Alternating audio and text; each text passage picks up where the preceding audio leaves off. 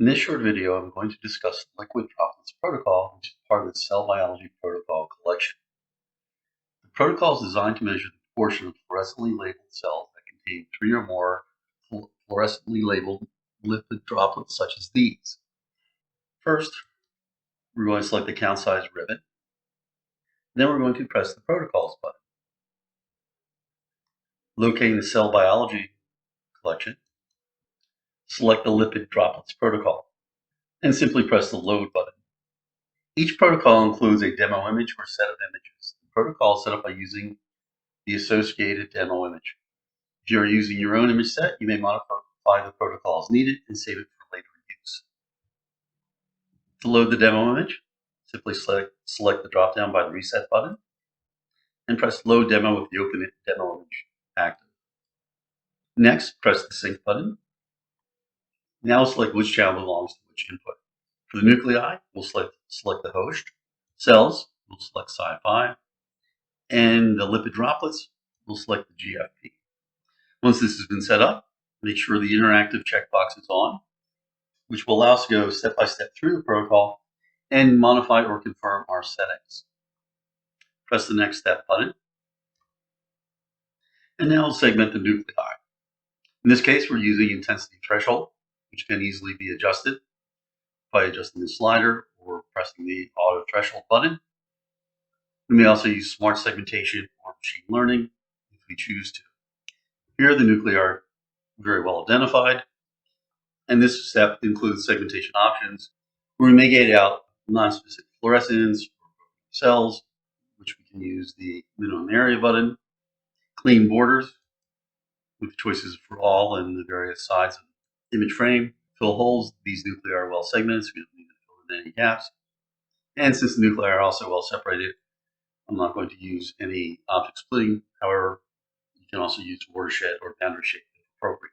As with most protocols, there's an interactive step, which means if you're running the protocol in batch mode where you're processing a multiple plate or folder of images, you need to stop at a particular step. This allows you to do that at this step and make adjustments as needed. Otherwise, the protocol will continue automatically. Press the Next Step button. And now we're going to segment the Sci5 channel to identify the extents of our cells. No cell will be counted if you only have Sci5 without a nuclei channel. So in this case, you can see we may make a little bit better adjustment in finding the cell. And there's a few choices here. One is in this case, we can draw additional reference objects on the cells to identify fluorescence. So in this case, we can come in and draw another reference object to find nuclei. We can grow that a little bit more. We also have control over the recipe a little bit. You can see how this is kind of rounded. It's a little too smooth. What we can do is bring back the size, which is the image processing filter kernel size and smart segmentation, and get that a little bit closer to the outlines of the cell. Once we're satisfied, we can press the OK button. As with smart segmentation machine learning, we can delete the reference objects and draw them again to find the cells in the background. Or if needed, we can always create a new recipe by hitting the Reset button. Now that we've found the outline of the cells, press the OK button. Similar segmentation options are available in this step for minimum area, clean borders, holes, and object splitting. Here we're just finding the extents of the cell boundaries to measure the lipid droplets in. Press the Next Step button. And now we need to find the lipid droplets. So in this case, for your own images, if they're not properly found, you can always come in and draw more reference objects to find the droplets, background. And just to show an example, I can clear out the reference objects and come in and draw them again. And finding the very right spots of the droplets, I'll just simply go there.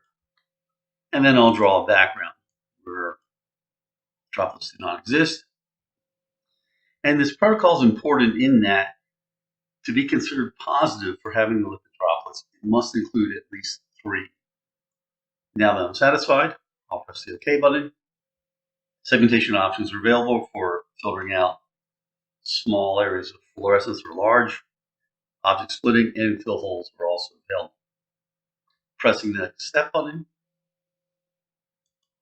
The data is now all collected. Now that the analysis has been complete, You can look at the snapshot image and review how well the cell has been found, but more importantly, the lipid droplets within that particular cell. From a data analysis standpoint, we have a summary table reporting the number of cells, cells with droplets, the average number of droplets per cell. In addition, we have the per cell data, which gives us the cell area, whether it has droplets or not, what is an indication of yes, it does, how many droplets in each cell, droplet area, and the intensity of each of the individual droplets from the GFP channel. If you've modified the protocol for your own images, you can press the Save As button, which will save a new protocol, and then you can recall that anytime. Press the Finish button, and now we can analyze additional images, or if you have a folder of images or multiple plate, you can set up a batch process to analyze those images. Once done and completed, you can then export the data directly to Excel.